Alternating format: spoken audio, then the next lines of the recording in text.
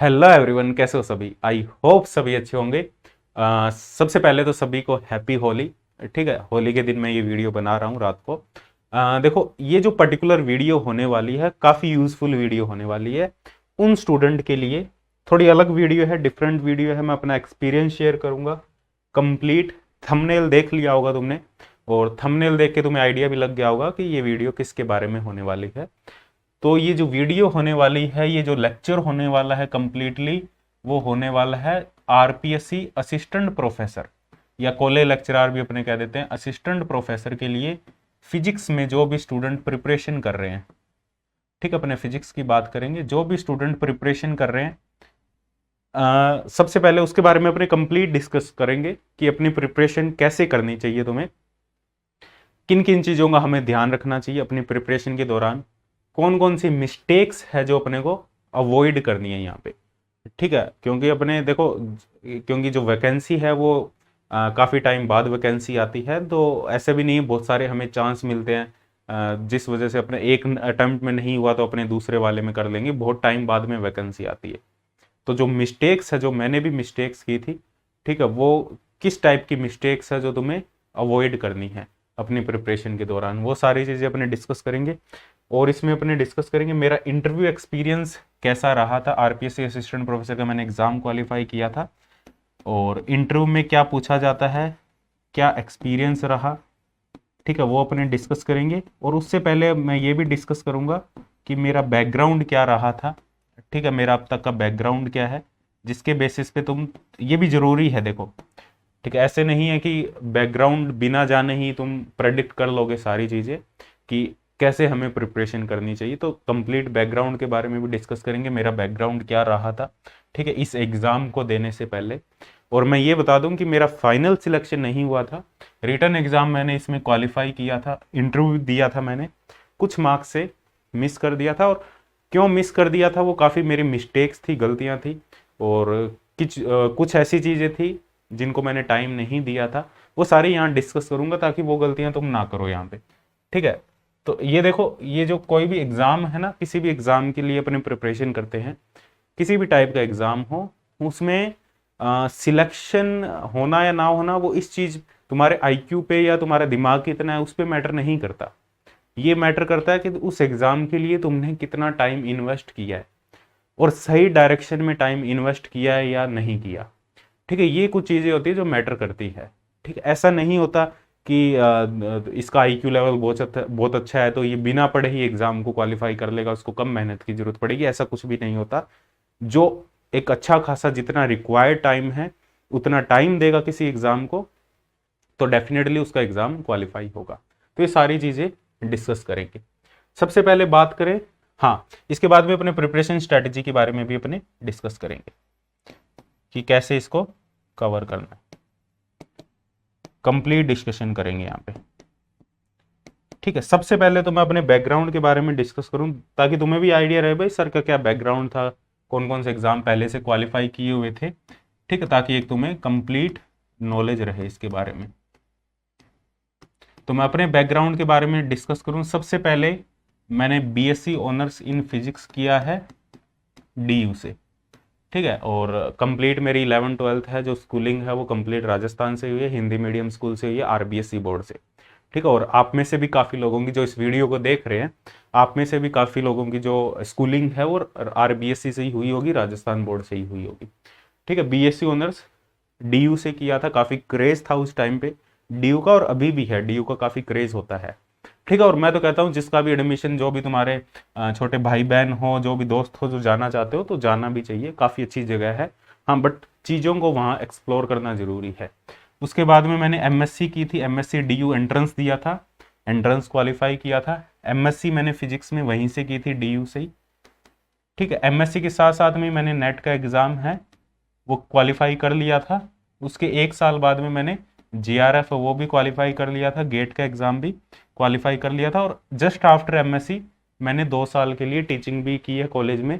मैं बेसिकली एसजीएनआर से बिलोंग करता हूँ, श्री गंगानगर से। ठीक है, और वहाँ पे कॉलेजों में मैंने 2 साल तक मैंने टीचिंग भी की है। एक गुरु नानक एक गर्ल्स कॉलेज है, उसमें भी मैंने 1 साल पढ़ाया है। उसके बाद में खालसा कॉलेज है, जो भी गंगानगर के बच्चे होंगे, गंगानगर के जो भी स्टूडेंट होंगे उन सभी को पता होगा खालसा कॉलेज है, SGNR है। उसके बाद मैंने अन अकेडमी में भी पढ़ाया है, कुछ टाइम के लिए मैंने अन अकेडमी में भी पढ़ाया था। ठीक है, उसके बाद में कंप्लीट है वो टाइम में फिजिक्स तड़का कोई दे रहा हूँ, जिसमें मैं कंप्लीट नेट गेट इनके course, IIT JAM NET GATE इनके कोर्स करवा रहा हूँ। ठीक है, ये कंप्लीट मेरा बैकग्राउंड है। और जब मैंने आरपीएस, देखो आरपीएससी असिस्टेंट प्रोफेसर, PhD वगैरह के लिए भी मैंने काफ़ी सोचा था, PhD क्योंकि JRF था, तो JRF होने के बाद में मैंने ये प्लान किया था कि PhD करेंगे, लेकिन काफ़ी सोचने के बाद में मैंने इस ऑप्शन को बिल्कुल ही नेगलेक्ट कर दिया था। और काफ़ी जगह मैं इंटरव्यू देने भी गया था। ठीक है, IIT दिल्ली में भी मैंने इंटरव्यू दिया था, IIT रुड़की में भी मैंने इंटरव्यू दिया था, इवन IPR में भी मैंने इंटरव्यू दिया था, JRF के बेसिस पे इंटरव्यू देने भी गया था, लेकिन कुछ जगह सिलेक्ट भी हुआ था। लेकिन मैंने फिर उसके बाद में प्लान ही चेंज कर दिया अपना कि PhD लाइन में नहीं जाना, और उसके रीज़न भी मैंने काफ़ी बताए हुए हैं, तुम्हें एक वीडियो भी बना रखी है उससे रिलेटेड मैंने। खैर ये सारी ये बातें हैं, इस पे ज़्यादा डिस्कस नहीं करेंगे। तो इसके बाद में बात करें नेक्स्ट अपना जो, तो मेन अपना जो मुद्दा है वो अपने डिस्कस कर रहे हैं यहाँ पे। मेरा इंटरव्यू एक्सपीरियंस कैसा रहा RPSC के लिए। मैंने देखो कुछ मिस्टेक्स की थी, वो मिस्टेक्स मैं बताऊंगा तुम्हें कि क्यों मेरा फाइनल सिलेक्शन नहीं हो पाया था, क्या क्या मेरी गलतियां रही थी, कितना मैंने टाइम नहीं दिया था, किन चीज़ों को मैंने टाइम नहीं दिया था। तो वो सारी चीज़ें अपने डिस्कस करेंगे। उससे पहले मैं अपना इंटरव्यू एक्सपीरियंस एक बार डिस्कस कर देता हूँ। इंटरव्यू में मेरा कैसा एक्सपीरियंस रहा, इंटरव्यू किस टाइप से होता है RPSC का। ठीक है, जिन्होंने इंटरव्यू दिए होंगे कुछ RPSC के उन्हें पता होगा, लेकिन जिन्होंने नहीं दिए, फर्स्ट टाइम इंटरव्यू देंगे एग्जाम, क्योंकि वैकेंसी आने वाली है असिस्टेंट प्रोफेसर की, क्योंकि सभी को पता है जो सेट का एग्जाम है वो 26 मार्च को हो जाएगा। तो उसके बाद में जस्ट मार्च में ही आने के पूरे पूरे चांसेस है, और काफ़ी अच्छी खासी सीट्स भी आने के, फिजिक्स की काफ़ी अच्छी, जो पिछली सीट्स थी, पिछली वैकेंसी में जितनी सीट्स थी 35 सीट्स थी आई थिंक। ठीक है, 35 सीट थी, और इस बार सीट ज़्यादा आने के पूरे पूरे चांसेस है, लगभग कह रहे हैं 60 सीट्स आने के पूरे पूरे चांसेस है। तो यहाँ पे चांस अच्छा बन सकता है इस बार, तैयारी अच्छी करोगे तो। और सेट का एग्जाम भी हो रहा है साथ में, तो कह रहे हैं मार्च में जो वैकेंसी है वो आने के पूरे चांसेस है। तो इस साल में वैकेंसी अच्छी खासी जून जुलाई से पहले पहले वैकेंसी आ जाएगी, और हो सकता है जून जुलाई में एग्जाम भी करवा ले। यदि मार्च में वैकेंसी आ जाती है तो जून जुलाई में एग्जाम भी हो सकता है तुम्हारा। तो इसके लिए यदि टारगेट कर रहे हो तो सेट का एग्जाम, सबसे पहले सेट का एग्जाम, यदि नेट नहीं है तो सेट के एग्जाम पे थोड़ा सा फोकस कर लो, सेट का एग्जाम क्वालिफाई कर लो। ठीक है, इजी है नेट के कंपैरिजन में, काफ़ी इजी, और नेट का एग्जाम जून जुलाई में होगा। ठीक है, तब तक इसके क्या पता फॉर्म आगे निकल जाए और तुम एलिजिबल नहीं होंगे फिर। ठीक है, या तो नेट हो तुम्हारे पास में या सेट हो, इन दोनों में से कोई भी क्वालिफाई है तो तुम असिस्टेंट प्रोफेसर के लिए एलिजिबल हो। ठीक है, और साथ में MSc तो होनी चाहिए। हाँ, MSc मतलब उसके रिजल्ट तक ऐसा कुछ होता है, उसके इंटरव्यू प्रोसेस तक वहाँ पे तुम्हारे पास में सारे डॉक्यूमेंट होने चाहिए। इंटरव्यू एक्सपीरियंस की बात करें, मेरा क्या इंटरव्यू एक्सपीरियंस रहा उसके बारे में डिस्कस करते हैं। देखो काफ़ी अच्छा खासा इंटरव्यू था, और बहुत ज़्यादा लंबे टाइम तक इंटरव्यू नहीं चलता इनका, लगभग 10-12 मिनट मैक्सिमम इंटरव्यू चलता है, किसी किसी का 15 मिनट चल सकता है। तो मेरा 10-12 मिनट इंटरव्यू चला था। सबसे पहले देखो इंटरव्यू राउंड में क्या होता है, इसमें तीन यहाँ पे जो भी पैनल में जो भी बैठे होंगे 3 जने होंगे, इसमें एक RPSC मेंबर होंगे, ठीक है, और 2 फिजिक्स के टीचर होंगे, 2 फिजिक्स के लेक्चरर होंगे, प्रोफेसर होंगे फिजिक्स के। ठीक है, सेंटर में जो RPSC मेंबर बैठे होंगे, इस साइड में फिजिक्स के एक प्रोफेसर थे, इस साइड में भी फिजिक्स के एक प्रोफेसर थे, अलग अलग यूनिवर्सिटी के प्रोफेसर हो सकते हैं। ठीक है, सबसे पहले जनरल क्वेश्चन पूछे जाएंगे, जैसे ही तुम एंटर करोगे तो जनरल क्वेश्चन पूछे जाएंगे तुमसे, वो RPSC मेंबर पूछेंगे। क्या जनरल क्वेश्चन होंगे कि तुम्हारी क्या क्वालिफिकेशन है, वैसे उनको सब पता होता है, तो वो ये पूछेंगे तुम्हारी क्या क्वालिफिकेशन है, तुमने कहाँ से ग्रेजुएशन की, कहाँ से स्कूलिंग की, कहाँ से बिलोंग करते हो। सबसे इंपॉर्टेंट क्वेश्चन ये पूछा जाएगा, कहाँ से बिलोंग करते हो। तो जैसे ही तुम बताओगे कि मैं इस पर्टिकुलर स्टेट से बिलोंग करता हूँ, जैसे मैंने कहा था कि मैं श्री गंगानगर से बिलोंग करता हूँ, SGNR से, तो उस पर कुछ वो जनरल क्वेश्चन पूछेंगे। श्री गंगानगर में क्या फेमस है, किस चीज़ के लिए श्री गंगानगर फेमस है, या एक मेरे से जो पर्टिकुलर क्वेश्चन पूछा था इन्होंने कि श्री गंगानगर में पोल्यूशन किस वजह से सबसे ज़्यादा है। ठीक है, ये एक पर्टिकुलर क्वेश्चन पूछा था। तो मैंने ये कहा था कोई व्हीकल्स की वजह से इतना ज़्यादा पोल्यूशन नहीं है श्री गंगानगर में, जो पोल्यूशन है वो बेसिकली खेत की वजह से, फील्ड की वजह से थोड़ा सा बहुत पोल्यूशन है। ठीक है, उसके लिए गवर्नमेंट ने स्कीम्स वगैरह बना रखी है, जनरल क्वेश्चन थे। ठीक है, कुछ जनरल क्वेश्चन तुमसे पूछे जाएंगे, और जनरल साइंस के क्वेश्चन भी, आरपीएससी मेंबर है वो जनरल साइंस के क्वेश्चन भी पूछ सकते हैं। जैसे रिवर्स ऑस्मोसिस के बारे में मेरे से क्वेश्चन पूछा गया था, जो फिल्टर होता है वो कैसे काम करता है, जो पानी वाला फिल्टर होता है ना अपना, वो कैसे काम करता है, इसके बारे में भी थोड़ा जनरल पूछा गया था। तो ये बेसिक नॉलेज होनी चाहिए तुम्हें थोड़ी बहुत, ठीक है। अब ऐसा है कुछ भी रैंडम क्वेश्चन पूछ लें तो वो कई बार नहीं भी होता, तो सॉरी बोल सकते हो, कोई दिक्कत वाली बात नहीं है। उसके बाद में फिजिक्स पे आ जाते हैं। तो फिजिक्स में कुछ क्वेश्चन जो दोनों प्रोफेसर होंगे मिलकर ही पूछेंगे फिजिक्स के। सबसे पहले तो मेरे से ये पूछा गया था कि कौन सा सब्जेक्ट पढ़ के आए हो तुम। तो मैंने कहा था मैं थर्मोडायनेमिक्स पढ़ के आया हूँ, थर्मोडायनेमिक्स से कोई क्वेश्चन पूछ सकते हो। तो जैसे ही मैंने थर्मोडायनेमिक्स का, इन्होंने थर्मोडायनेमिक्स में मेरे को जो क्वेश्चन पूछे गए मेरे से वो ये पूछे गए, थर्मोडायनेमिक्स के जो तीनों लॉ है उनको एक्सप्लेन कर दो। वहां पे एक व्हाइट बोर्ड होगा लगा हुआ, ठीक है, जिसपे तुम्हें एक्सप्लेन करना होगा। मार्कर होगा तुम्हारे पास में, मार्कर दे दिया जाएगा जस्ट पीछे जहाँ पे तुम बैठे होगे उसके जस्ट पीछे के बोर्ड लगा होगा। तो तुम्हें बोला जाएगा भाई कंप्लीट इसको एक्सप्लेन कर दो। तो मेरे को ये बोला गया था कि जो थर्मोडायनेमिक्स है उसके जो तीनों लॉज है, first law, second law, third law, उसको कंप्लीटली एक्सप्लेन कर दो। तो मैंने 5 मिनट में, 5 मिनट भी नहीं लगे होंगे, 2-3 मिनट लगे होंगे, मैंने कंप्लीट तीनों लॉ है उनको अच्छे से एक्सप्लेन कर दिया था, क्योंकि पहले से थोड़ा टीचिंग एक्सपीरियंस था, ठीक है, क्योंकि कॉलेज वगैरह में पढ़ा रहा था मैं साथ में, तो एक्सप्लेन कर दिया था सारी चीज़ों को। तो एक तो ये करवाया जाएगा। उसके बाद में जब तुम एक्सप्लेन करोगे फिर तुम्हें बैठने के लिए बोल दिया जाएगा। फिर जो तुमने एक्सप्लेन किया उनमें से कुछ क्वेश्चन पुटअप किए जाएंगे। जैसे मेरे से क्वेश्चन पूछा गया था एंट्रोपी के बारे में, ठीक है। कोई भी सिस्टम है वो इक्विलिब्रियम पोजीशन पे है तो उसकी एंट्रोपी क्या होगी, मैक्सिमम होगी, मिनिमम होगी, ठीक है, ये पूछा गया था ये क्वेश्चन। और उसके बाद में एक जनरल क्वेश्चन पूछा गया था, जीनर डायोड से रिलेटेड एक क्वेश्चन पूछा गया था मेरे से, ठीक है। जो दूसरे प्रोफेसर थे ये थर्मोडायनेमिक्स से पूछ रहे थे, जो दूसरे प्रोफेसर थे उन्होंने मेरे से जीनर डायोड के बारे में क्वेश्चन पूछा था, ठीक है। उस पर थोड़ा सा डिस्कशन हुआ था, जीनर डायोड पे क्या काम आता है, वोल्टेज रेगुलेशन में काम आता है, कैसे काम करता है, ठीक है, कोई इसकी लिमिटिंग वैल्यू भी होती है क्या, हर एक वोल्टेज के लिए काम करता है, ऐसे कुछ जनरल डिस्कशन हुआ था, ठीक है, जीनर डायोड पे। बस इतना सा पूछा था, उसके बाद में उन्होंने कहा था आप जा सकते हो। इतना सा इंटरव्यू हुआ था और इतना ही होता सभी का। इसमें 10 मिनट आराम से निकल जाते हैं, 10 से 15 मिनट इतने इंटरव्यू में निकल जाते हैं, क्योंकि बहुत सारे स्टूडेंट होते हैं तो इतना टाइम नहीं होता, तो इतना ही टाइम होता है। और जो इंटरव्यू होता है वो 24 मार्क्स का होता है टोटल। टोटल जो पेपर होगा वो 200 मार्क्स का होगा प्लस 24 मार्क्स का इंटरव्यू होगा। तो ये कंप्लीट मेरा इंटरव्यू एक्सपीरियंस है। तो इंटरव्यू में इतना ज़्यादा कुछ खास नहीं होता, एक दो मॉक इंटरव्यू दे लो। मॉक इंटरव्यू मतलब एक दो बार प्रैक्टिस कर लो, जिससे कॉन्फिडेंस रहे अंदर, वहाँ पे जाके एक नर्वसनेस ना हो तुम्हारे अंदर, वो चीज़ ज़रूरी है, ठीक है, वो इंपॉर्टेंट चीज़ है। बाकी कुछ इतनी बड़ी बात नहीं इंटरव्यू में। मेन देखो अब यहाँ पे डिस्कस करते हैं क्या मिस्टेक्स रही थी। मेरा फाइनल सिलेक्शन नहीं हुआ था मेरिट में, एग्जाम क्वालिफाई हो गया था, एग्जाम में भी अच्छे खासे मार्क्स थे, ठीक है। कुछ मार्क्स से मैं यहाँ पे मिस कर गया था। इंटरव्यू में भी अच्छे ठीक मार्क्स थे, इतने बुरे मार्क्स नहीं थे, इंटरव्यू ठीक ठाक मार्क्स थे, क्योंकि टीचिंग वगैरह अच्छी कर दी थी मैंने वहाँ पे, उसके भी मार्क्स होते हैं वो, ठीक है। अब यहाँ पे अपने बात करें मिस्टेक्स क्या क्या की थी मैंने, फाइनल सिलेक्शन क्यों नहीं हो पाया था। सबसे पहले तो यार देखो, ये नहीं कह सकता कि सीट्स बहुत कम थी, जिनका हुआ है उन्होंने मेरे से ज़्यादा मेहनत की है, ठीक है। जो भी 35 जने सिलेक्ट हुए हैं, बाकी SC ST भी थी उसमें, जनरल OBC के कैंडिडेट, EWS के कैंडिडेट थे, तो जितनी भी सीट्स थी उसमें मतलब उन्होंने ज़्यादा मेहनत की है, उन्होंने ज़्यादा टाइम दिया है मेरे से, तो उस वजह से उनका सिलेक्शन हुआ, मेरा इस वजह से नहीं हो पाया। क्या मिस्टेक्स की थी, देखो मैं मिस्टेक्स बता देता हूँ ताकि वो मिस्टेक्स तुम ना करो, ठीक है।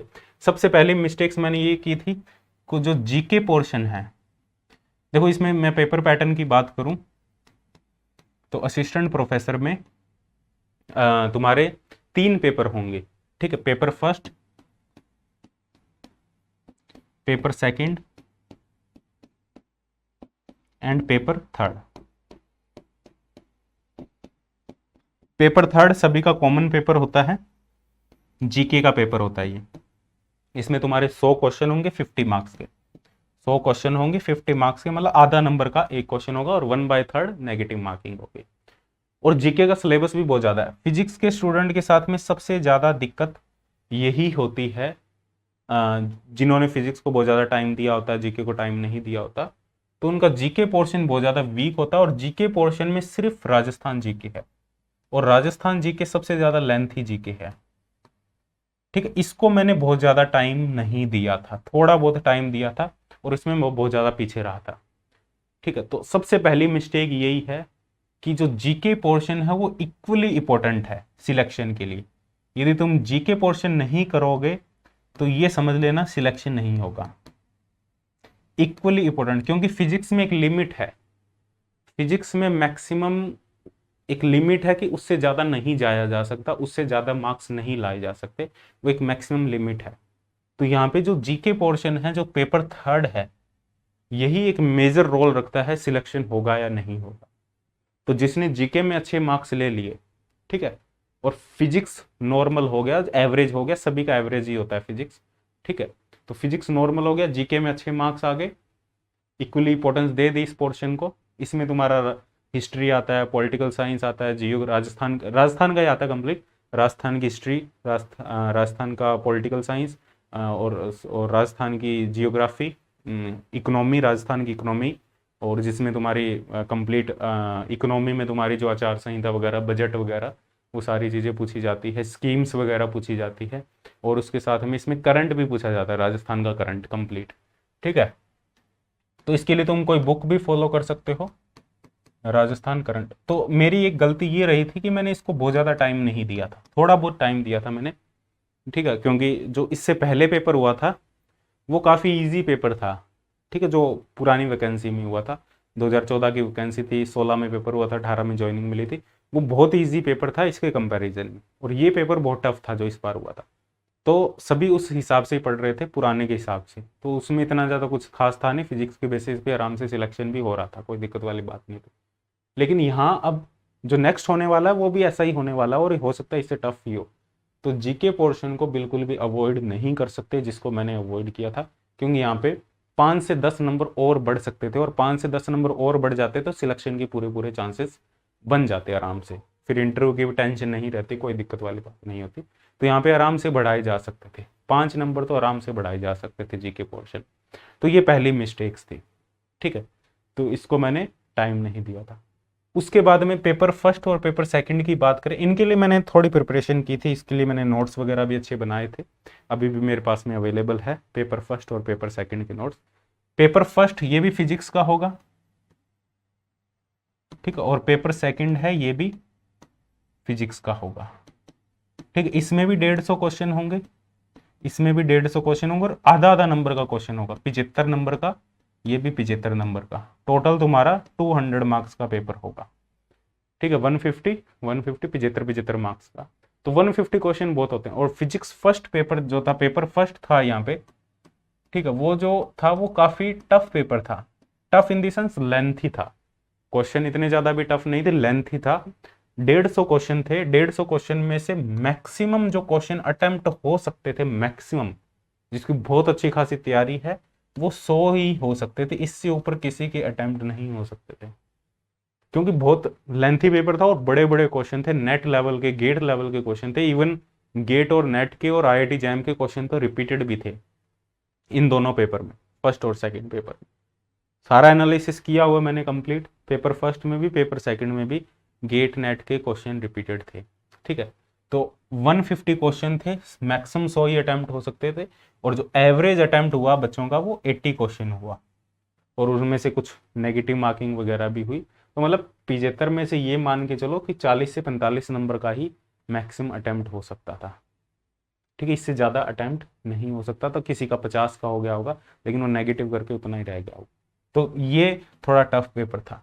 ठीक है, पेपर जो सेकंड था वो इसके कंपैरिजन में इजी था, और वो इतना इजी था कि इसमें 130 140 क्वेश्चन आराम से अटेम्प्ट कर सकते थे। बट क्या होता है, ये दोनों पेपर, पेपर फर्स्ट और पेपर सेकंड एक ही दिन होते हैं, सुबह पहली शिफ्ट में ये होगा, दूसरी शिफ्ट में ये होगा, तो इतनी ज़्यादा एफिशिएंसी नहीं रहती। 3 घंटे का ये पेपर होता है, 3 घंटे के बाद में इतनी ज़्यादा एनर्जी भी नहीं रहती, इतनी एफिशिएंसी नहीं रहती कि इस पेपर को अच्छा टाइम दिया जा सके।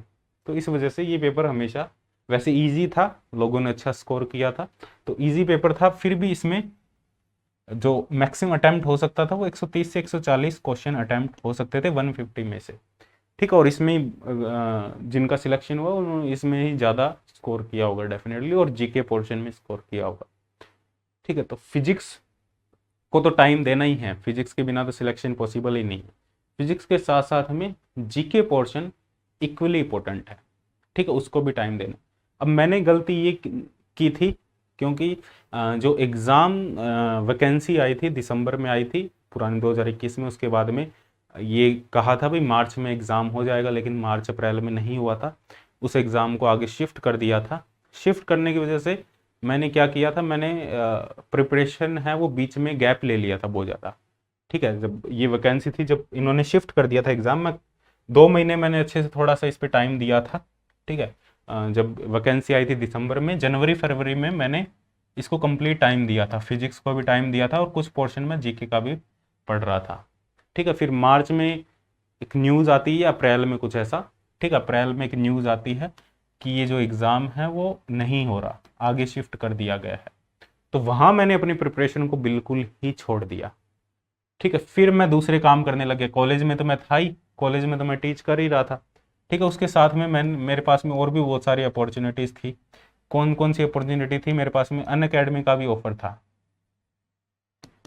ठीक है, अप्रैल में, ठीक है। तो मैंने कहा एग्ज़ाम तो लेट हो गया और इतना टाइम मैंने वेट नहीं किया कि प्रिपरेशन करता हूँ, तो मैंने यहाँ तो टाइम जा ही रहा था, और बीच में मैंने फिर मार्च अप्रैल में ये भी छोड़ दिया था, कॉलेज भी छोड़ दिया था। फिर मैंने कंप्लीट जो टाइम है अपना वो अनअकैडमी को दे दिया था। अनअकैडमी मेरी 1 महीने ट्रेनिंग चली थी, 1 महीने नहीं 20 दिन लगभग ट्रेनिंग चली थी, ठीक है। 20 दिन वहाँ दे दिए थे, उसके बाद मैं पूरा सेटअप किया था और फिर अच्छे से 2-3 महीने यहाँ पे पढ़ाया भी था मैंने अनअकैडमी पे।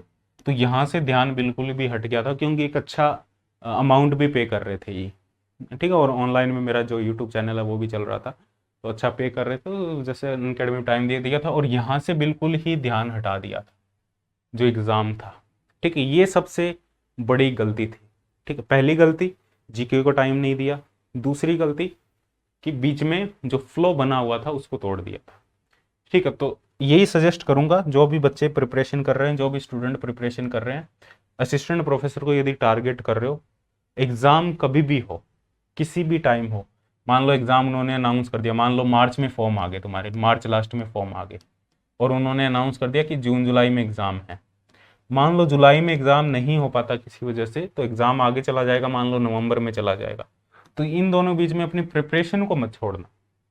जिस स्पीड से प्रिपरेशन कर रहे थे उसी स्पीड से प्रिपरेशन को जारी रखना, रिवीजन हो सके जितनी मैक्सिमम बार करना। सबसे बड़ी गलती एक ये भी थी कि मैंने यहाँ पे प्रिपरेशन नहीं की थी, उसके बाद में साथ में मैं बीएड भी कर रहा था हरियाणा से, बीएड के मैंने फॉर्म डाले हुए थे ऐसे जस्ट कि बीएड भी कर लेते हैं ऐसे ही, हरियाणा में मतलब जाता नहीं था, वो तुम्हें पता ही है कि बीएड कैसे होती है, उस टाइप से जानना नहीं पड़ता और मतलब बीएड हो जाती है, कोई दिक्कत वाली बात नहीं होती, कर रहे होते हैं मोस्ट ऑफ द स्टूडेंट वैसे। तो बीएड भी चल रही थी, तो उसके बाद में जब ये एग्ज़ाम आया था तो यहाँ पे मेरे बीएड के भी एग्ज़ाम आ गए थे 1 मंथ, ठीक है। यहाँ पे मेरे बीएड के भी एग्ज़ाम चल रहे थे, बीएड के एग्ज़ाम चल रहे थे, तो मैंने इसको भी छोड़ा, इसको भी छोड़ा, और 1 महीना मैं बीएड के एग्ज़ाम देने चला गया, क्योंकि यहाँ से मेरे सेंटर घर के आसपास नहीं है, सेंटर बहुत ज़्यादा दूर है, तो वहाँ पे जाके रहना पड़ता है।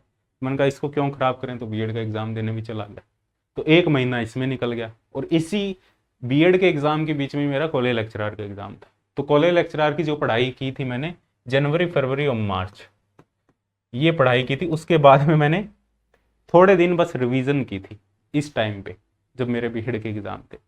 तो सबसे बड़ी गलती यही रही थी, ठीक है, जो फ्लो बना हुआ था। तो बाकी चीज़ों में जब तुम इसके लिए मैं तो एक ही सजेशन दूंगा, एक तो सबसे पहले कि तो जीके को अवॉइड नहीं करना है बिल्कुल भी, उसके बाद में इसके बीच में इसको गैप मत देना, यदि एग्ज़ाम आगे पीछे भी हो जाता है तो गैप मत देना। जितना ज़्यादा टाइम इन्वेस्ट करोगे, देखो सिलेक्शन उनका ही होगा इस एग्ज़ाम में जो जितना ज़्यादा टाइम इन्वेस्ट करेगा,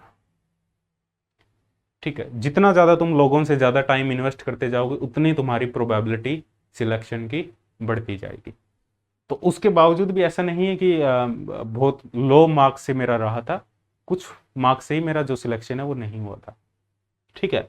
क्योंकि मेरे पास में एक्सपीरियंस पहले से था, बैकग्राउंड अच्छा था, नेट वगैरह इनका एग्ज़ाम निकाला हुआ था, टीचिंग भी की हुई थी, आईआईटी जैम वालों स्टूडेंट को भी पढ़ाया हुआ था, 11th-12th को भी पढ़ा रहा था मैं, साथ में नेट वाले स्टूडेंट को भी पढ़ा रहा था। तो उस वजह से वो इतनी ज़्यादा बैकग्राउंड की वजह से एग्ज़ाम क्वालिफाई हो गया था।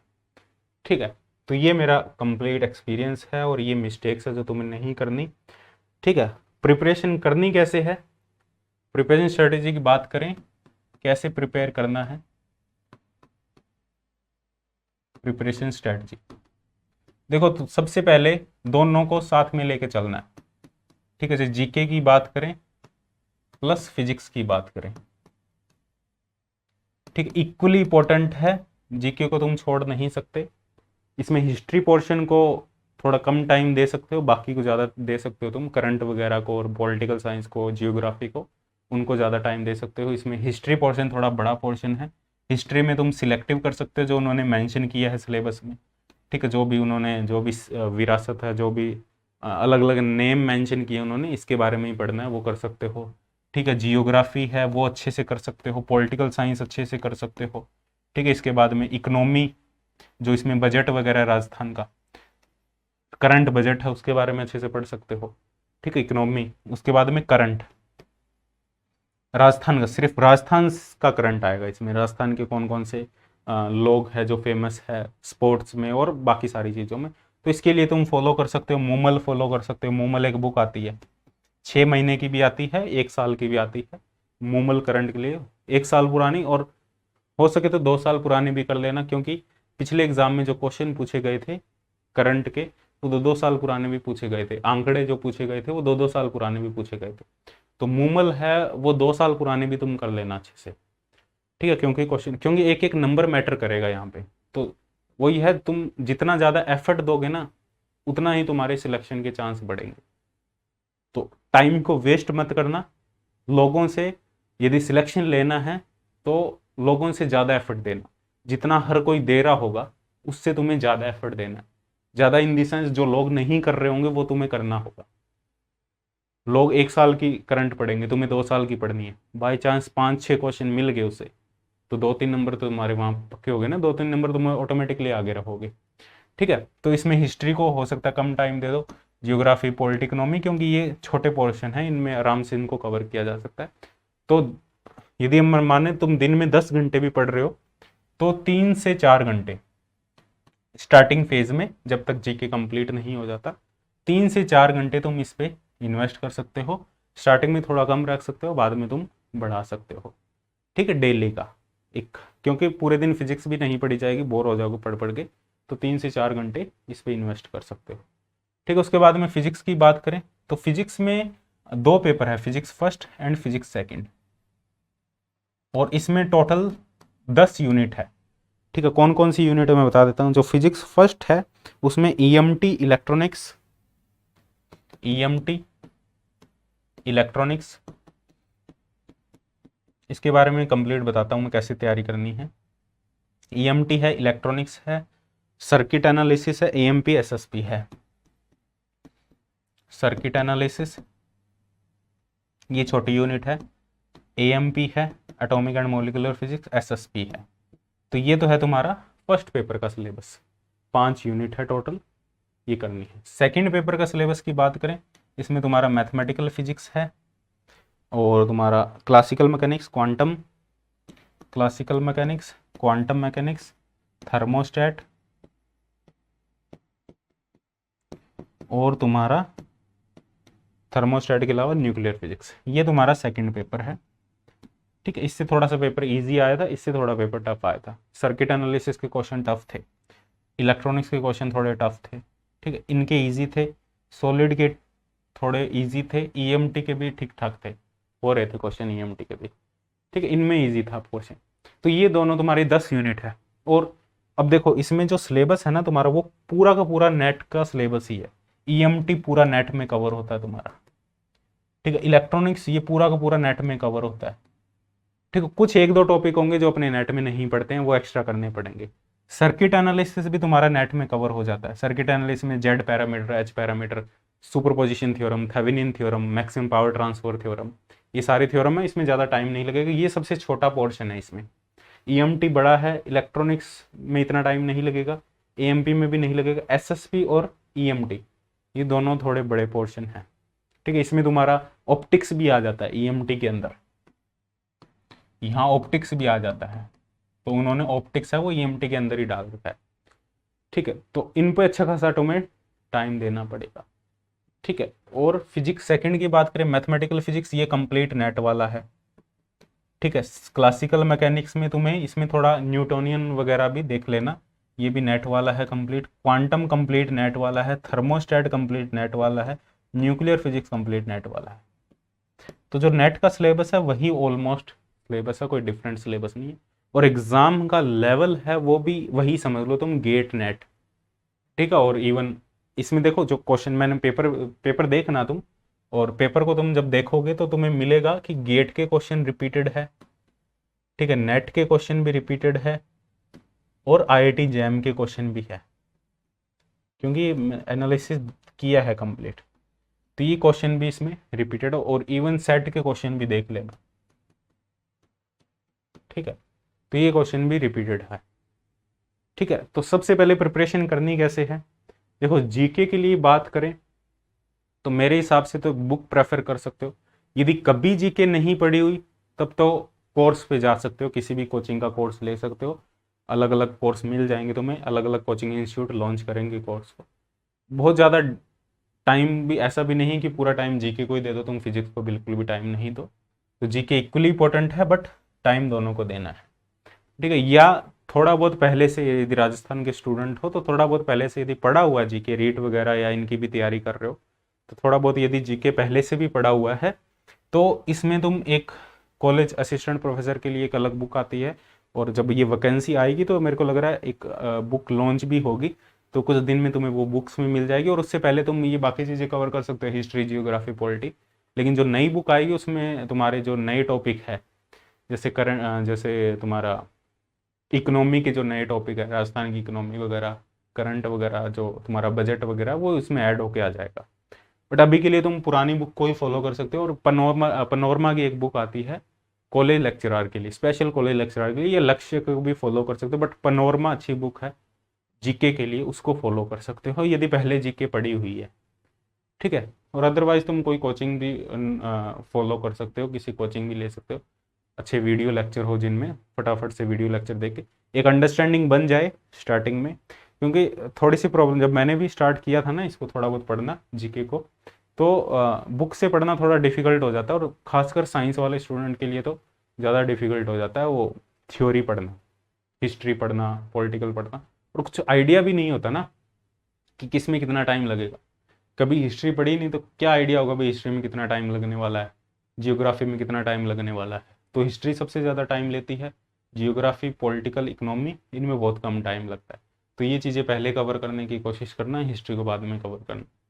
ठीक है, और करंट भी साथ साथ में पढ़ते रहना। ठीक है, लास्ट में भी करंट कवर कर सकते हो, ऐसी बात नहीं है, लास्ट के 10-15 दिन में भी तुम आराम से करंट कवर कर सकते हो। फिजिक्स की बात करें, देखो फिजिक्स में देखो बताने को तो मैं यहाँ पे तुम्हें बुक्स भी बता दूँ कंप्लीट, ठीक है, फिजिक्स के लिए, लेकिन यार बुक्स से करने बैठोगे ना तो बहुत ज़्यादा टाइम वेस्ट कर दोगे और इतना निकल के नहीं आएगा। क्योंकि पेपर, देखो पेपर में जितने भी टॉपिक है, ये जितने भी ईएमटी में टॉपिक मेंशन है, इलेक्ट्रॉनिक्स में सर्किट में, सभी से क्वेश्चन बन रहे हैं, सभी से क्वेश्चन आएंगे। ऐसा नहीं है कि ईएमटी के कम डाल दिए, इलेक्ट्रॉनिक्स के डाले ही नहीं क्वेश्चन, ऐसा नहीं है। क्योंकि यार 150 क्वेश्चन है, 150 क्वेश्चन यहाँ से बनाने हैं, 150 क्वेश्चन यहाँ से बनाने हैं, 150 और 5 पेपर है, 150 क्वेश्चन मतलब एक पेपर से 30 क्वेश्चन, ईएमटी से 30, इलेक्ट्रॉनिक्स से 30, तो 30 क्वेश्चन में तो यार सारे टॉपिक कवर हो जाते हैं। गाउस लॉ भी कवर हो जाता है, मैग्नेटोस्टैट्स भी कवर हो जाता है, पोलराइजेशन भी कवर हो जाता है, सारे टॉपिक कवर हो जाते हैं, और एक एक टॉपिक से 2-2, 3-3 क्वेश्चन भी आ सकते हैं। तो सबसे पहली बात तो कोई टॉपिक छोड़ना नहीं है। जो भी सबसे पहला काम क्या करोगे, जो फिजिक्स का सिलेबस है उसको एक बार डाउनलोड जरूर करोगे, एक प्रिंट ले लो उसका, उसको डाउनलोड करो। ठीक है, और टॉपिक वाइज पढ़ो, टॉपिक वाइज नोट्स बना सकते हो। यदि पहले से कोई नेट वगैरह की प्रिपरेशन की है तो उन नोट्स को भी यूज़ कर सकते हो, उनसे नोट्स बना सकते हो। कुछ टॉपिक जो इंक्लूडेड नहीं है या जो नहीं पढ़े उनको ऐड कर सकते हो। ठीक है, तो नोट्स पढ़ सकते हो, इसके लिए कंप्लीट नेट के नोट्स, अच्छे खासे नोट्स होते हैं, नेट के नोट्स पढ़ सकते हो तुम। इसके लिए बुक पे जाओगे तो यार बहुत ज़्यादा कंफ्यूज हो जाओगे और इतना ज़्यादा आउटपुट नहीं मिलेगा फिजिक्स में खासकर। और सब्जेक्ट की मैं नहीं बता सकता, लेकिन फिजिक्स की अपने बात करें।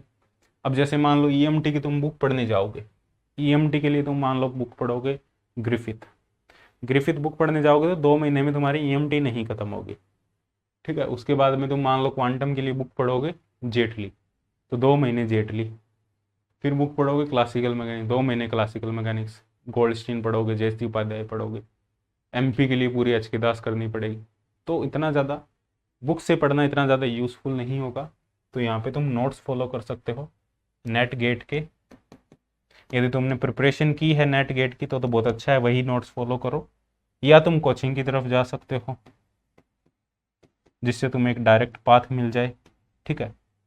टॉपिक वाइज करना, यदि नेट गेट की प्रिपरेशन की है तुमने तो कोचिंग की रिक्वायरमेंट नहीं है तुम्हें फिजिक्स में बिल्कुल भी, ठीक है। यदि प्रिपरेशन नहीं की, बहुत पहले की है, पहले से नेट क्वालिफाई है, ठीक है, या सेट के एग्जाम बहुत पहले से क्वालिफाई है, तो तुम कोचिंग की तरफ जा सकते हो यदि फिजिक्स का बेस बिल्कुल भी क्लियर नहीं है, ठीक है। क्योंकि इसमें कोई देखो, एक गाइडेंस, कोचिंग की तरफ जाने से क्या होता है, गाइडेंस हमें अच्छी मिल जाती है, कम टाइम में काफ़ी चीज़ें कवर हो जाती है, ठीक है। तो इस वजह से ये हमें मेन चीज़ तो हमें सिलेक्शन लेने से मतलब है ना। तो कोचिंग की तरफ जा सकते हो, नेट गेट के नोट्स है वो फॉलो कर सकते हो, और खुद के नोट्स बनाओगे, यहाँ पे नोट्स अपने बनाओगे, ठीक है। यदि पहले से बने हुए तो कोई दिक्कत नहीं है नेट गेट की, उनमें कुछ टॉपिक जो एक्स्ट्रा है वो ऐड कर दोगे। यदि नहीं बने हुए तो खुद के नोट्स बनाओगे, उसके शॉर्ट नोट्स बनाओगे, ठीक है। शॉर्ट नोट्स इंपॉर्टेंट है काफ़ी, लास्ट के दिनों में रिवीजन शॉर्ट नोट से ही होगी, और उसके साथ में जो क्वेश्चन है वो तुम्हें काफ़ी अच्छे खासे क्वेश्चन प्रैक्टिस करने हैं, क्योंकि पेपर में सारा टाइम का गेम है, ठीक है। कितने मैक्सिमम तुम क्वेश्चन अटेम्प्ट, अब वो क्वेश्चन नहीं आते यहाँ पे कि डायरेक्ट पूछ रहे हैं। आरपीएससी पीजीटी में भी अभी भी फॉर्मूला बेस है, लेकिन असिस्टेंट प्रोफेसर में फॉर्मूला बेस भूल जाओगे, फॉर्मूला बेस कुछ क्वेश्चन ही मिलेंगे जो फॉर्मूला बेस होंगे तुम्हें, और मैक्सिमम क्वेश्चन ऐसे मिलेंगे जिनमें अच्छी खासी तुम्हें कैलकुलेशन करनी होगी, अच्छा खासा तुम्हें दिमाग लगाना होगा। तो प्रैक्टिस, क्वेश्चन प्रैक्टिस बहुत ज़्यादा इंपॉर्टेंट है। सबसे पहले प्रैक्टिस क्वेश्चन को किसको ज़्यादा प्रेफरेंस दोगे, पीवाईक्यू को। पीवाईक्यू कौन से पीवाईक्यू, प्रीवियस ईयर क्वेश्चन कौन से, सबसे पहले तो प्रेफरेंस दोगे नेट के क्वेश्चन, गेट के क्वेश्चन, ठीक है, जस्ट के क्वेश्चन, जो बहुत ज़्यादा डिफिकल्ट हो उनको लीव कर सकते हो जस्ट के, और आईआईटी जैम के क्वेश्चन, और हो सके तो इसके अलावा एमएससी एंट्रेंस के क्वेश्चन, ठीक है। जो अच्छी खासी यूनिवर्सिटी को, बीएचयू वगैरह को, एचसीयू, इनके जो सीयूईटी, इनके जो क्वेश्चन होते हैं इनको सबसे पहले प्रेफरेंस दोगे, और इतने में ही तुम्हारा, इतने क्वेश्चन कर लोगे ना, इसके अलावा तुम्हें कुछ करने की जरूरत नहीं होगी, बुक के क्वेश्चन की तरफ जाने की जरूरत नहीं होगी। ये मोर देन इनफ क्वेश्चन होंगे, क्योंकि इतने ही नहीं कवर होंगे तुमसे, 6 महीने में तो इनके क्वेश्चन नहीं कवर होंगे तुमसे, ठीक है। Net get just IIT jam MSc entrance, ठीक है, ये क्वेश्चन तुम कर सकते हो कंप्लीट, ठीक। और नोट्स अपने थ्योरी लेक्चर जो अपने complete topic wise topic notes होने चाहिए, और शॉर्ट नोट्स होने चाहिए तुम्हारे, ठीक है। जब मैंने नोट्स बनाए थे इसके फिजिक्स दोनों पेपर के, तो नेट के बारे में, नेट की थोड़ी प्रिपरेशन की हुई थी एमएससी टाइम पे, तो वो नोट्स भी थे मेरे पास में, तो उसमें से कुछ नोट्स पिक किए, कुछ मैंने बुक से बनाए थे जो टॉपिक नहीं मिल रहे थे, जैसे कुछ टॉपिक ऐसे जो नहीं मिलेंगे तुम्हें, जैसे सर्किट एनालिसिस है, ये टॉपिक बहुत अच्छे से नहीं मिलेगा कहीं भी, अपने नेट वगैरह में बहुत ज़्यादा इग्नोर कर देते हैं नेट की प्रिपरेशन, गेट की प्रिपरेशन में। तो ये तुम्हें कंप्लीट बीएससी की जो तुम्हारी बुक है सीबीएच, ठीक है, सीबीएच बुक फॉलो कर लेना तुम नोट्स बनाने के लिए, बीएससी के लिए सीबीएच बुक से कर सकते हो। Atomic and molecular physics complete Rajkumar है, एसएसपी के लिए पुरी एंड बब्बर है, ठीक है। और कुछ टॉपिक जो तुम्हें नहीं मिलेंगे वो टॉपिक तुम सीबीएच फॉलो कर सकते हो, जो तुम्हारी बीएससी की इलेक्ट्रॉनिक्स की फिजिक्स की बुक है, ठीक है। इलेक्ट्रॉनिक्स के लिए वीके मेहता है कंप्लीट, ठीक है। बाकी नेट गेट के नोट्स फॉलो कर सकते हो। ईएमटी के लिए तो नोट्स ही फॉलो करो, मैं तो यही कहूँगा, बुक फॉलो मत करो ईएमटी के लिए, ग्रिफिथ वगैरह के चक्कर में काफ़ी डिफिकल्ट हो जाएगा। एमपी के लिए तुम एचके दास फॉलो कर सकते हो, कोई टॉपिक नहीं मिल रहा तो किसी और बुक से फॉलो कर सकते हो तुम, बाकी नोट्स फॉलो करो, ठीक है। क्लासिकल मैकेनिक्स के लिए JC Upadhyaya one of the best book, वो तुम डायरेक्ट फॉलो कर सकते हो जेसी उपाध्याय। क्वांटम मैकेनिक्स के लिए जेटली, बाकी नोट्स फॉलो करो, क्वेश्चन प्रैक्टिस करो। थर्मोस्टैट के लिए, थर्मो के लिए तुम गर्ग बंसल एंड घोष, ठीक है, काफ़ी अच्छी बुक्स है, बट बीएससी की जो सीबीएच की बुक है वो भी फॉलो कर सकते हो थर्मोडायनेमिक्स के लिए, अच्छी खासी बुक है, मैंने कंप्लीट थर्मोडायनेमिक्स कॉलेज में उससे पढ़ाया हुआ सीबीएच से। सीबीएच की सारी बुक्स पढ़ाई हुई है मैंने, 9 की 9 बुक्स है, जो तुम्हारी बीएससी में 10 बुक है, सॉलिड न्यूक्लियर की अलग अलग है वहाँ पे, 4th ईयर में 3rd ईयर में। तो सभी बुक्स मैंने अच्छे से अच्छे खासे हिंदी इंग्लिश दोनों में पढ़ाई हुई है, तो अच्छी बुक्स है। नोट्स एक टाइप से वो नोट्स ही है, उसमें क्या है, वो कोई ऐसे थोड़ी स्टैंडर्ड बुक है, वो नोट्स ही है। तो उसमें सब कुछ गिवन है, और आरपीएससी के जो एग्ज़ाम होते हैं ना, उनमें उन बुक को रेफरेंस लिया जाता है, तो वो अच्छी खासी बुक्स है। ठीक है, न्यूक्लियर फिजिक्स के लिए तुम नोट्स फॉलो कर लो। बाकी इसके लिए जो बुक है तुम्हारे पास में, रॉय निगम है, डीसी तायल काफ़ी अच्छी खासी बुक है, जो एमएससी में तुम पढ़ते हो डीसी तायल से। ठीक है, एमएससी में ये फॉलो करते हो ना न्यूक्लियर फिजिक्स के लिए, इससे नोट्स अपने बना सकते हो। बाकी नेट गेट के नोट्स इनफ होंगे यहाँ पे। ठीक है, कंप्लीट। तो इस टाइप से तुम्हें प्रिपरेशन करनी है। नोट्स प्रॉपर होने चाहिए, शॉर्ट नोट्स होने चाहिए उनके। ठीक है, शॉर्ट नोट्स जब रिवीजन करोगे तो शॉर्ट नोट्स काफ़ी यूजफुल होंगे। ठीक है, और उसके साथ में क्वेश्चन प्रैक्टिस कौन कौन से करने हैं तुम्हें, पीवाई क्यू नेट के, गेट के, जस्ट के, आईआईटी जैम के, एमएससी एंट्रेंस के। काफ़ी अच्छा खासा सिलेबस, ये इनफ होगा, इससे ज़्यादा तुम्हें करने की जरूरत नहीं। बाकी तो यार सब प्रैक्टिस का खेल है और रिवीजन का खेल, रिवीजन प्लस प्रैक्टिस, और कुछ नहीं करना। ठीक है, और जीके पोर्शन है वो इक्वली इंपॉर्टेंट है, मैंने पहले से ही बता दिया। जीके पोर्शन को साथ में लेके चलोगे, यदि देखो तुम प्रिपरेशन कर रहे हो, एक बार तो सेट का एग्जाम दे लो, सेट में भी वही तैयारी करनी है। ठीक है, फिजिक्स तो पढ़ ही रहे हो सेट के एग्जाम के लिए भी तुम। ठीक है, यदि तुम्हारा नेट गेट नहीं है, ठीक है, तो सेट का एग्जाम क्वालिफाई कर लो, सेट हो जाता है, फिर तुरंत बाद असिस्टेंट प्रोफेसर की तैयारी में लग जाओ। यदि देखो बनना है असिस्टेंट प्रोफेसर, यदि तुम्हारा यही एम है कि असिस्टेंट प्रोफेसर ही बनना है, तो बस जी जान से इसके पीछे लग जाओ, और कुछ करने की जरूरत नहीं है तुम्हें, इधर उधर भटकने की जरूरत नहीं है। ठीक है, इसके पीछे लग जाओ, अच्छी तैयारी करो। यदि सेट भी मान लो इन केस नहीं होता है, सेट का एग्जाम भी और नेट का भी नहीं है, तो नेट के लिए प्रिपरेशन करो कंप्लीट, क्योंकि आराम से नेट क्वालिफाई हो जाएगा। जब तक असिस्टेंट प्रोफेसर का मान लो एग्जाम होगा, इंटरव्यू कॉल आएगी, रिजल्ट आएगा, तब तक तुम्हारा नेट का एग्जाम इजीली क्वालिफाई हो जाएगा। और जो नेट की प्रिपरेशन है वही प्रिपरेशन असिस्टेंट प्रोफेसर की है। असिस्टेंट प्रोफेसर में कुछ टॉपिक हो सकते हैं जो तुम्हें एक्स्ट्रा करने पड़ जाए, बट ये मान के चलो 90%, 95%, 90 to 95% सेम ही है, कोई दिक्कत वाली बात नहीं। ठीक है, और जब तक नेट नहीं है क्वालिफाई, तब तक तो फिजिक्स पे ही फोकस कर लो। यदि पहले से नेट क्वालिफाई है तुम्हारा, तो फिर तो और कुछ सोचने की जरूरत ही नहीं है, इसी के पीछे लग जाओ। फिर तुम्हें क्या करना है, यदि तुम्हारा नेट क्वालिफाई है तो जीके प्लस क्या बात करें अपने फिजिक्स, इन दोनों को इक्वली इंपॉर्टेंस देके एक साथ में लेके चलो दोनों को। ठीक है, जो प्रिपरेशन स्ट्रेटजी मैंने बताई है उस टाइप से। ठीक है, सिलेबस को कोशिश करो, देखो अपना एक टाइम टेबल बनाओ। ठीक है, टाइम टेबल बनाओ अपना, ऐसे नहीं कि कुछ भी रैंडम पढ़ रहे हो, अपना एक टाइम टेबल बनाओ। टाइम टेबल में ये डिसाइड करो कि ये पेपर 10 यूनिट है फिजिक्स की, जीके पोर्शन है, जीके को इतना टाइम देना है, फिजिक्स को इतना टाइम देना है। तो कितने दिन में, आज मैं स्टार्ट करता हूँ या कल मैं स्टार्ट करता हूँ, तो कितने दिन में मेरा ये पोर्शन कंप्लीट हो जाना चाहिए। जैसे मान लो जीके का तुम जियोग्राफी कर रहे हो, तो जियोग्राफी है वो कितने दिन में मुझे कंप्लीट करना है, वो एक टारगेट होना चाहिए। कितने दिन में मैं जियोग्राफी रोज के 3 घंटे दूंगा, तो इतने दिन में मेरी जियोग्राफी राजस्थान की खत्म हो जाएगी। ठीक है, और फिजिक्स का मान लो ईएमटी स्टार्ट कर रहे हो तुम, ठीक है, इक्वली इंपॉर्टेंट है सभी पेपर, और बहुत ज़्यादा टाइम टेकिंग है ये सिलेबस, बहुत कम टाइम में नहीं होगा, मेरे को पता है सारी चीज़ें, नोट्स बनाए हुए मैंने सारे। ये तो ईएमटी में क्या करना है तुम्हें, इसके पूरे प्रॉपर नोट्स, और ये देख के चलो कि कितने टाइम में ईएमटी कवर कर लोगे। 15 दिन में ईएमटी कवर कर लूंगा, तो 15 दिन तो 15 दिन ही। अब हर सब्जेक्ट में 1 महीना नहीं लगा सकते, 10 पेपर है तो 10 महीने थोड़ी लगाओगे तुम इसकी प्रिपरेशन में। ठीक है, 15 दिन में ईएमटी कर लूंगा, 10 दिन में न्यूक्लियर फिजिक्स कर लूंगा, 10 दिन में एटॉमिक फिजिक्स कर लूंगा, 5 दिन में सर्किट एनालिसिस कर लूंगा। तो इस टाइप से अपना एक टाइम टेबल बनाओ कंप्लीट, कितने दिन में कौन सा। ईएमटी में सबसे ज़्यादा टाइम लगेगा, क्वांटम मैकेनिक्स में सबसे ज़्यादा टाइम लगेगा, ईएमटी क्वांटम मैकेनिक्स बाकी में इतना नहीं लगेगा, थोड़ा मैथमेटिकल फिजिक्स में टाइम लगेगा थोड़ा सा, बाकियों में इतना टाइम नहीं लगेगा। ठीक है, इसके नोट्स बनाओ प्रॉपर। ठीक है, नेट के नोट्स है फिर भी एक प्रॉपर नोट्स बनाओ, इनके लिखो नोट्स, शॉर्ट नोट्स भी बनाओ। ठीक है, और अब ये टारगेट बना लो कि 2-3 महीने में कंप्लीट सिलेबस एक बार हो जाना चाहिए। ठीक है, उसके बाद में फिर 1 महीना प्रॉपर रिवीजन देनी है। फिर एग्जाम मान लो थोड़ा और लेट हो जाता है तो फिर रिवीजन देनी है। एग्जाम जितना लेट होता जाएगा उतनी बार रिवीजन करते जाओ, और जितनी मैक्सिमम रिवीजन होगी तुम्हारी,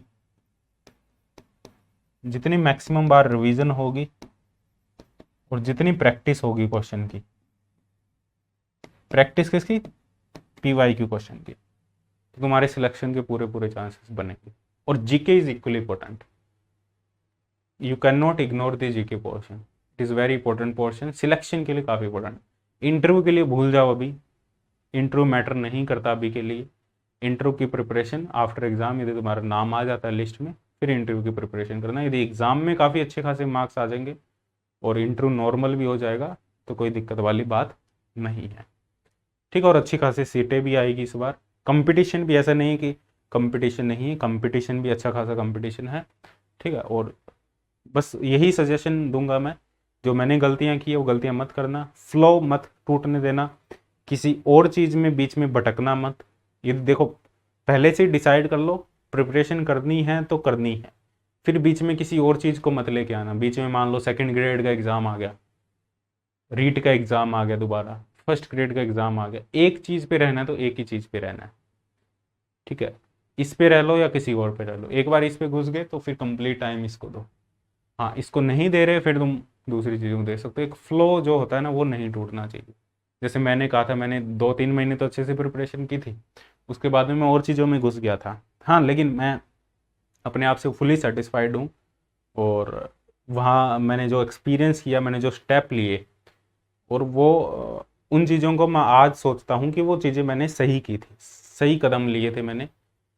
अन अकेडमी में भी गया, वहाँ से कुछ एक्सपीरियंस लिया मैंने कि कैसे चीज़ें होती है, कैसे काम होता है, कैसे पढ़ाया जाता है ऑनलाइन वगैरह में। ठीक है, वो सारे एक्सपीरियंस लिए, उसके उसके वो सारी चीज़ें की, तभी मैं ये चीज़ें कर पा रहा हूँ। अदरवाइज वो एक्सपीरियंस नहीं लेता तो मैं ये चीज़ें आज थोड़ी कर रहा होता। ठीक है, इवन नेट गेट के लिए जो बैच चल रहे हैं, IIT जैम के लिए बैच चल रहे हैं, RPSC के लिए जो बैच चल रहे हैं, तो इसी वजह से है क्योंकि पहले के एक्सपीरियंस है। ठीक है, तो कुछ भी गलत सही नहीं होता। हाँ, यदि हम फ्री है तो हम गलत कर रहे हैं, यदि हम कुछ ना कुछ कर रहे हैं आगे अपने करियर के लिए तो हर चीज़ सही है। बट वो है कि यदि एक हमें चाहिए, ये चीज़ चाहिए, पर्टिकुलर चीज़ चाहिए, मान लो असिस्टेंट प्रोफेसर हमें चाहिए एग्जाम, तो उसी डायरेक्शन में हमें चलना पड़ेगा, बीच में अपने भटक नहीं सकते। और चाहिए वो अच्छी चीज़ के लिए तुम भटक रहे हो, लेकिन वो चीज़ नहीं मिलेगी तुम्हें जो चीज़ चाहिए। तुम हो सकता है उससे अच्छी मिल जाए लेकिन वो नहीं मिलेगी। ठीक, असिस्टेंट प्रोफेसर चाहिए तो दूसरी चीज़ों से ध्यान हटाना पड़ेगा। ठीक है, तो ये कंप्लीट एक गाइडेंस है। इसके अलावा तुम्हें कोई भी डाउट हो, कुछ भी पूछना चाहते हो, तो कांटेक्ट कर सकते हो व्हाट्सअप 9560182735। इसके अलावा टेलीग्राम ग्रुप भी ज्वाइन कर लो, फिजिक्स तड़का। ठीक है, फिजिक्स तड़का टेलीग्राम ग्रुप ज्वाइन कर लो, इसके जो लिंक है और डिस्क्रिप्शन मिल जाएंगे, वहाँ पे सारे अपडेट मिल जाएंगे तुम्हें। इसके अलावा सिलेबस के बारे में भी थोड़ा एक अलग से एक वीडियो में डिस्कस कर लेंगे, कंप्लीट सिलेबस के बारे में, कौन कौन सा टॉपिक इंपॉर्टेंट है, किस किस टॉपिक को कैसे पढ़ना चाहिए, वो सारी चीज़ें भी एक बार डिस्कस कर लेंगे अलग वीडियो में। ठीक है, तो यहाँ कॉन्टैक्ट कर सकते हो। ठीक है, और बाकी हमारे नेट गेट के CSIR नेट के लिए भी जो प्रिपरेशन कर रहा है, गेट के लिए जो प्रिपरेशन कर रहा है, जैम के लिए जो प्रिपरेशन कर रहा है, RPSC फर्स्ट ग्रेड के लिए जो प्रिपरेशन कर रहा है, या कॉलेज लेक्चरार के लिए भी बैच का प्लान है। RPSC कॉलेज लेक्चरार के लिए भी जो प्रिपरेशन कर रहा है, तो इसके लिए बैच लॉन्च करेंगे। ठीक है, तो कंप्लीट कांटेक्ट कर सकते हो।